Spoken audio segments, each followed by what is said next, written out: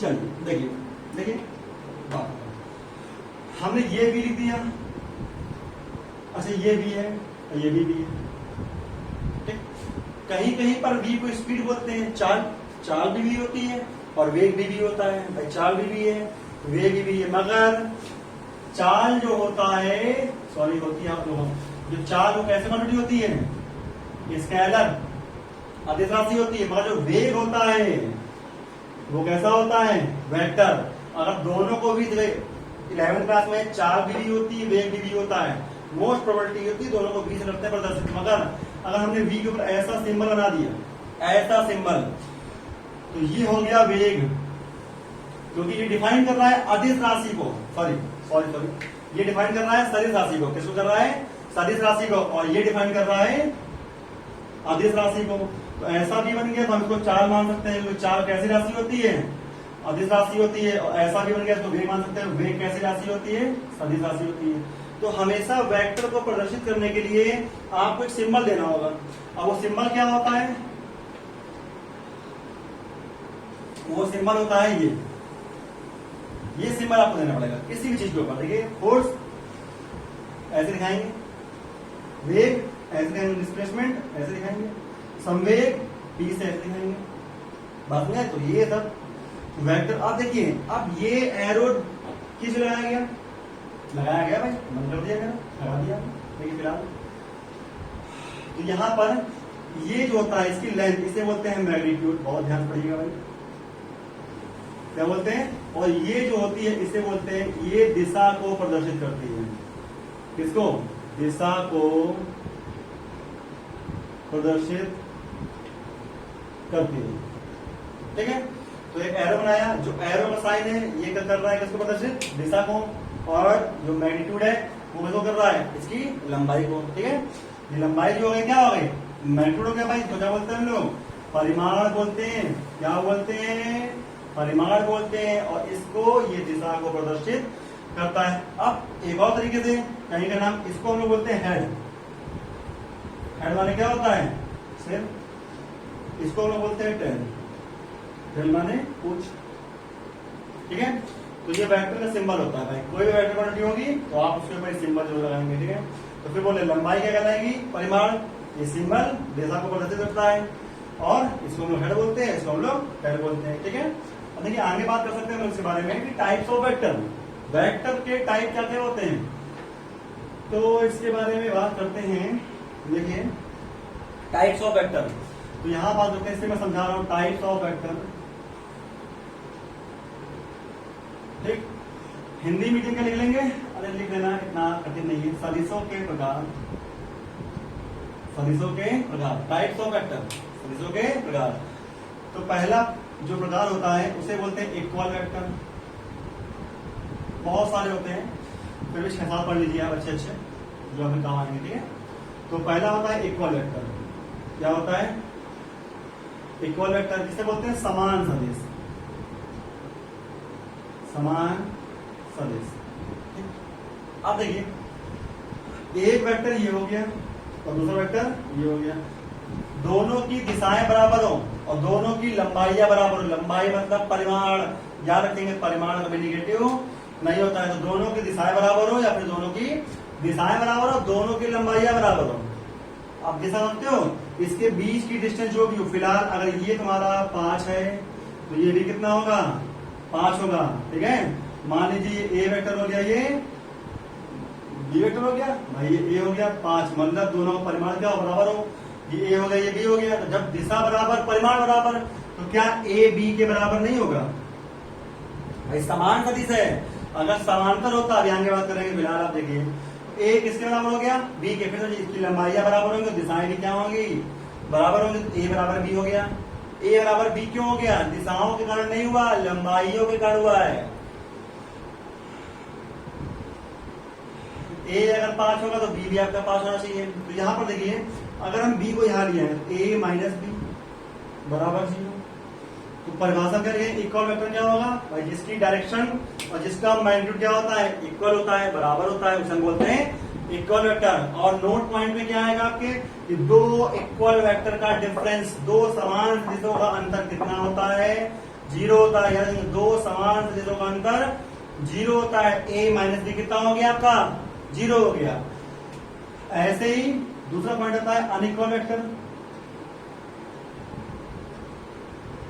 इसे बोलते हैं असमान सदिश। बिल्कुल सही भाई, असमान सदिश। देखिए एक ऐसे हो गया बी और एक ऐसे ए, ये ऐसे बी। दिशाएं बराबर है मगर लंबाइयां बराबर नहीं, केवल दिशाएं बराबर, लंबाइयां बराबर नहीं है। अब देखिए दिशाएं बराबर लंबाइयां बराबर नहीं है, मतलब क्या हुआ इसका बेसिक पॉइंट भाई? मतलब ये होगा ये 5 हो सकता है, ये 10, मगर इनके बीच की दूरी यहाँ पर 10 है, तो यहाँ पर भी 10 रहेगी, यहाँ पर भी 10 रहेगी, हर जगह कितनी रहेगी? 10 रहेगी। ये कभी भी आपस में इंटरसेक्ट नहीं करेंगे क्योंकि ये एक दूसरे के पैरेलल है, बट ये बराबर नहीं है। समान और समांतर में, सॉरी, समान और असमांतर, ये तो पैरेलल हो गया। कुछ कर दो, लंबी बात नहीं। देखिए एक छोटा सा करेक्शन था आपके लिए, तो जल्दी में हो गया। वो अनइक्वल बनाएंगे बाद में। फिलहाल ये आपका समान हो गया, इसे बोलते हैं पैरेलल वेक्टर, इसे हिंदी में बोलेंगे समांतर सदिश। थोड़ा सा देख लीजिएगा इसको, ठीक है? इसे क्या बोलेंगे? समांतर सदिश, ठीक है? तो ये ए हो गया, ये बी हो गया, इसके बीच की डिस्टेंस क्या है? बराबर है भाई। बी का परिमाण दूसरा हो, मतलब ए और किन्हीं भी दो या दो से अधिक वेक्टरों का परिमाण भिन्न भिन्न होता है, अलग अलग होता है, डिफरेंट होता है, लेकिन उनकी जो डायरेक्शन होगी वो क्या रहेगी? सेम रहेगी। तो इसे क्या बोलेंगे हम लोग? समांतर सदिश। ठीक है? देखिए रियलिटी पढ़ाने में और लेक्चर देने में थोड़ा अंतर होता है, वीडियो बनने देखिए। तो यहाँ पर क्या हो गया? एक समांतर सदिश हो गया, दूसरा समांतर सदिश। आगे बढ़ते देखिए, समांतर के बाद आपका आता है अपोजिट वेक्टर। कौन सा आता है? Opposite vector. तो थर्ड पॉइंट क्या आ गया आपका? Opposite vector. मान लीजिए एक वेक्टर ये गया और दूसरा ये गया, बहुत ध्यान से भाई साहब, बहुत ध्यान से। तो एक ऐसा गया, दूसरा ऐसा गया, तो देखिए दोनों की दिशाएं कैसी होंगी? किन्हीं भी दो वेक्टर की डायरेक्शन कैसी होगी? अपोजिट होनी चाहिए। पहली चीज, दोनों की डायरेक्शन होनी चाहिए अपोजिट। एक लेफ्ट होगा, दूसरा राइट होगा, लेकिन दोनों की डायरेक्शन अपोजिट तो है, लेकिन इनका जो मैग्नीट्यूड होता है वो कैसा होना चाहिए? बराबर होना चाहिए भाई। कैसा होना चाहिए? बराबर होना चाहिए। अब यहाँ पर देखो डायरेक्शन, जब भी किसी भी वेक्टर की डायरेक्शन चेंज होती है, डायरेक्शन होते हैं ऐसे जा रहा है, ऐसे मुड़ गए, तो एक सिंबल आता है माइनस का। ठीक, जैसे ए वेक्टर हो गया, अब बराबर तो होगा क्योंकि भाई एमएम मैग्नीट्यूड दोनों का क्या है? बराबर है, बराबर होगा, मगर दिशा जो डायरेक्शन है वो कैसी हो गई? अपोजिट हो गई। तो ए बराबर हम क्या ले लेंगे? माइनस बी वेक्टर, या फिर बी वेक्टर बराबर माइनस ए वेक्टर। अगर हम दोनों को इस साइड ले आएंगे तो कितना हो गया? ए वेक्टर प्लस बी वेक्टर कितना हो गया? जीरो हो गया भाई। कितना हो गया? जीरो हो गया। देखिए बता दो इसको। हाँ, जब आपका ए प्लस बी जीरो आ गया तो आप उस जगह क्या बोल सकते हो? उस जगह आप बोल सकते हो कि किन्हीं भी दो अपोजिट वेक्टर का एडिशन जो होता है वो हमेशा जीरो होता है। ठीक, तीसरा आ गया कोलिनियर। क्या आ गया? कोलिनियर। तो देखिए कोलिनियर वेक्टर, अब कोलिनियर वेक्टर बोलते हैं संरेख। भाई संरेख होता है, और संरेख हिंदी में बोलते हैं संरेख। सिर्फ एक शब्द है जो कि ऐसा आप चाहे मैथ में पढ़े चाहे साइंस में, वो कभी चेंज नहीं होता है। संरेख का जो बेसिक प्रिंसिपल होता है उसका मतलब क्या होता है कि सभी वेक्टर एक ही लाइन ऑफ एक्सिस पे लाई करने चाहिए। मेरी बात समझ रहे हैं? जैसे मान लीजिए ऐसे कोई लाइन खींच दी, अगर आपको पॉइंट दिखाने तो ये पॉइंट हो गए, क्या हो गया? इसके पॉइंट हो गए। ए हो गया, बी हो गया, सी हो गया, डी हो गया, जो भी है एफ हो गया, ये सब क्या हो गया भाई? पॉइंट हो गए। तो सभी पॉइंट कहाँ लाई कर रहे हैं? एक ही लाइन पे लाई कर रहे हैं, तो वो कैसे हो गए? कोलिनियर हो गए। कैसे हो गए? कोलिनियर। तो सभी पॉइंट या सभी वेक्टर एक ही लाइन ऑफ एक्सिस पे लाई करेंगे तो आपने क्या बोल सकते हो? कोलिनियर बोल सकते हो भाई। ठीक, तो यहां पर बात कर रहे हैं कोलिनियर की। आप देखिए एक वेक्टर ए ऐसे हो गया, दूसरा vector B, line of axis क्या हो गई? देखिए अगर आप लाइन ऑफ एक्सिस देखोगे ध्यान से, तो लाइन ऑफ एक्सिस तो एक ही आ रही है। तो एक ही लाइन ऑफ एक्सिस पे मोर देन वन वेक्टर हो, ए वेक्टर बी वेक्टर आगे कितना हो गया? तो सी वेक्टर, इन सबकी लाइन ऑफ एक्सिस कितनी है, एक ही है ना, तो ऐसे वेक्टर को क्या बोलेंगे, कोलिनियर वेक्टर। ठीक, ऐसे ही आपका अगला स्टेप आता है कोप्लेनर। कोप्लेनर वेक्टर बहुत अच्छी चीज है भाई, ध्यान से, कोप्लेनर वेक्टर।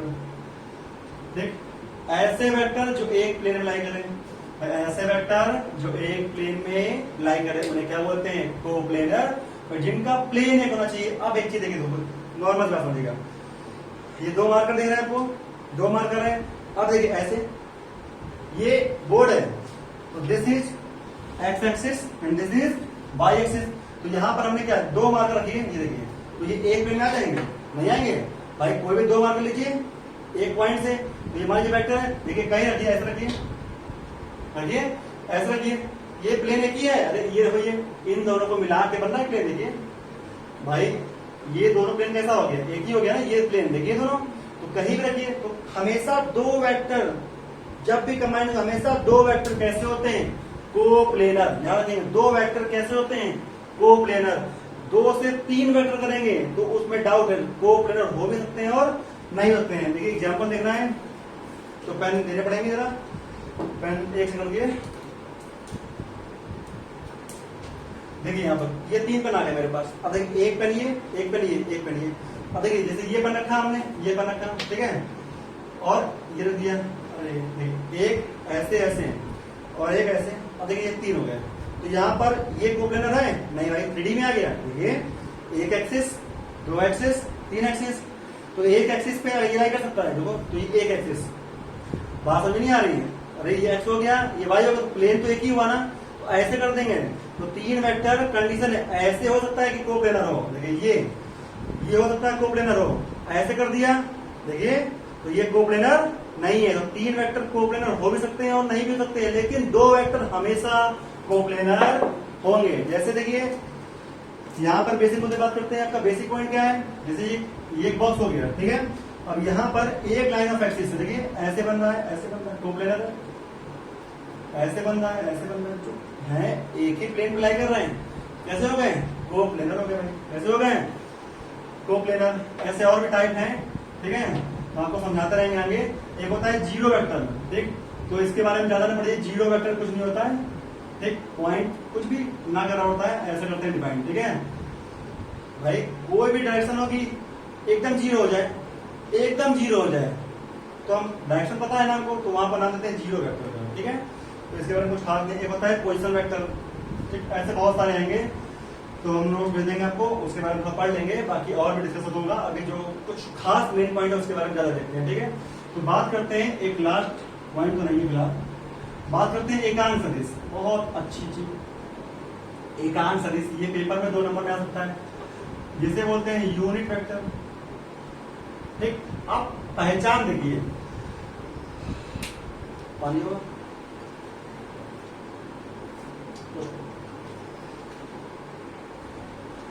अब देखिए पहचान एकांक सदिश यूनिट, सबसे बेसिक मेन पॉइंट है।